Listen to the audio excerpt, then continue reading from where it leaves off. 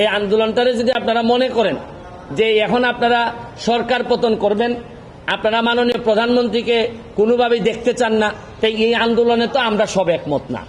এটা আমি বারবারই বলছি যে আমি ব্যারিস্টার সুমন, আমি একজন স্বতন্ত্র এমপি হিসাবে আমি তো আমার পতন চাইতে পারি না কারণ ছাড়া বা আমার বিরুদ্ধে অভিযোগ ছাড়া। এখন সরকার পতন মানে তো আমারও পতন আমি চাই।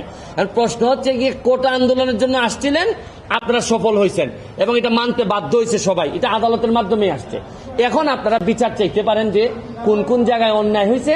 এবং আমি আপনাদের মাধ্যমে আরেকটা কথা বলতে চাই, আপনারা জানেন যে ডিবির যিনি হারুন সাহেব ছিলেন, এই যে হাইকোর্ট তাকে নিয়ে একটা কথা বলছে যে তামাশা, আপনি জাতির সাথে এটা তামাশা। এরপরে কিন্তু সরকারের একটি, আমার কাছে মনে হচ্ছে একটি ভালো দিক যে পরের দিনই কিন্তু তাকে এখান থেকে সরাই দেওয়া হয়েছে। আমি মাননীয় প্রধানমন্ত্রীর কাছে আমি একটা দাবি জানাবো, এটা মনে করি যে আমি সাধারণ ছাত্রের পক্ষে আমি দাবিটা জানাইতে চাই। এইটা হচ্ছে গিয়ে যে